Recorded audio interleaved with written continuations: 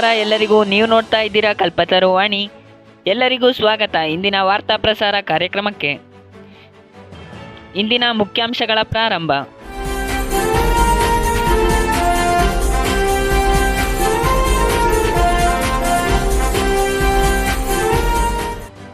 ಅಮೆರಿಕದಲ್ಲಿ ಕರ್ನಾಟಕದ ಭಾಗ್ಯಲಕ್ಷ್ಮಿ ಯೋಜನೆಯ ರೀತಿ ಹೊಸ ಯೋಜನೆಯನ್ನು ಜಾರಿ ಮಾಡಲು ಅಮೆರಿಕ ಅಧ್ಯಕ್ಷ ಡೊನಾಲ್ಡ್ ಟ್ರಂಪ್ ನಿರ್ಧಾರ.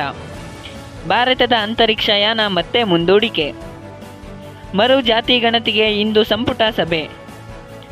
ಜೂನ್ 26-27ಕ್ಕೆ ತುಮಕೂರು ವಿಶ್ವವಿದ್ಯಾನಿಲಯದಲ್ಲಿ ಮಾಧ್ಯಮ ಹಬ್ಬ. ಮಹಿಳಾ ವಿಶ್ವಕಪ್ಗೆ 3 ತಿಂಗಳು ಬಾಕಿ ಇದ್ದರೂ ಇನ್ನೂ ಸಮಿತಿ ರಚಿಸದ ಭಾರತೀಯ ಕ್ರಿಕೆಟ್ ನಿಯಂತ್ರಣ ಮಂಡಳಿ.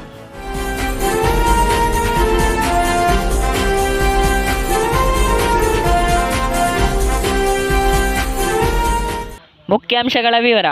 2024ರ ಡಿಸೆಂಬರ್ನಿಂದ 2029ರ ಜನವರಿ 1ರ ಒಳಗಿನ ಅವಧಿಯಲ್ಲಿ ಜನಿಸಿದ ಅಮೆರಿಕದ ಪ್ರತಿ ಮಗುವಿನ ಹೆಸರಿನಲ್ಲಿ ಟ್ರಂಪ್ ಖಾತೆ ತೆರೆದು ಖಾತೆಗೆ 85,500 ರು ಹಣ ಜಮೆ ಮಾಡಲಾಗುತ್ತದೆ. ಈ ಯೋಜನೆಯನ್ನು ಸಂಸತ್ತಿನ ಅನುಮತಿಯ ಮೇರೆಗೆ ಜಾರಿ ಮಾಡಲಾಗುವುದೆಂದು ಟ್ರಂಪ್ ಹೇಳಿಕೆ. ಭಾರತದ ಗಗನಯಾನಿ ಶುಭಾಂಶು ಶುಕ್ಲಾ ಮತ್ತು ಇನ್ನೂ 4 ಜನ ಗಗನಯಾನಿಗಳನ್ನು ಅಂತಾರಾಷ್ಟ್ರೀಯ ಬಾಹ್ಯಾಕಾಶ ಕೇಂದ್ರಕ್ಕೆ ಕರೆದೊಯ್ಯಲಿದ್ದ ಆಕ್ಸಿಯೋ 4 ಮಿಷನ್ ಉಡಾವಣೆಯನ್ನು ಮತ್ತೆ ಮುಂದೂಡಲಾಗಿದೆ. ಏಕೆಂದರೆ ಅಂತರಿಕ್ಷಕ್ಕೆ ಪ್ರಯಾಣ ಬೆಳೆಸಬೇಕಿದ್ದ ರಾಕೆಟ್ನಲ್ಲಿ ಸೋರಿಕೆ ಕಂಡುಬಂದ ಕಾರಣ ಈ ನಿರ್ಧಾರ ತೆಗೆದುಕೊಳ್ಳಲಾಗಿದೆ. ಇದಕ್ಕೂ ಮೊದಲು ಜೂನ್ 10ಕ್ಕೆ ಉಡಾವಣೆಯನ್ನು ನಿಗದಿಪಡಿಸಲಾಗಿತ್ತು. ಆದರೆ ಸೂಕ್ತ ವಾತಾವರಣದ ಕೊರತೆಯಿಂದ ಅದನ್ನು ಬುಧವಾರಕ್ಕೆ ಮುಂದೂಡಲಾಗಿತ್ತು. ಜಾತಿ ಗಣತಿಯ ವರದಿಯ ಕುರಿತು ತೀರ್ಮಾನಿಸಲು ರಾಜ್ಯ ಸರ್ಕಾರವು ಇಂದು ವಿಶೇಷ ಸಚಿವ ಸಂಪುಟ ಸಭೆ ಕರೆದಿದೆ. ದಶಕದ ಹಿಂದಿನ ವರದಿಯ ಅಂಕಿಅಂಶಗಳ ಕುರಿತು ವಿರೋಧ ವ್ಯಕ್ತವಾಗುತ್ತಿರುವ ಬೆನ್ನಲ್ಲೇ ಮತ್ತೊಮ್ಮೆ ಜಾತಿ ಗಣತಿಯನ್ನು ನಡೆಸಲು ಸಂಪುಟ ಸಭೆ ರಚಿಸಿದ್ದಾರೆ.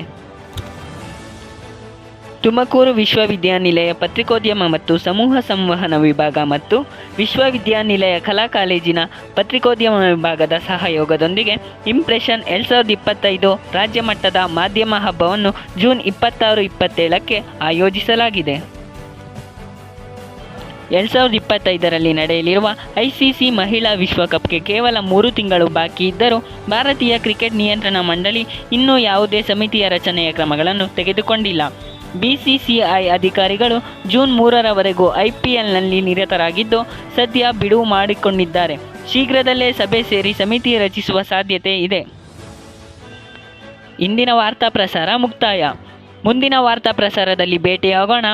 ಧನ್ಯವಾದಗಳು.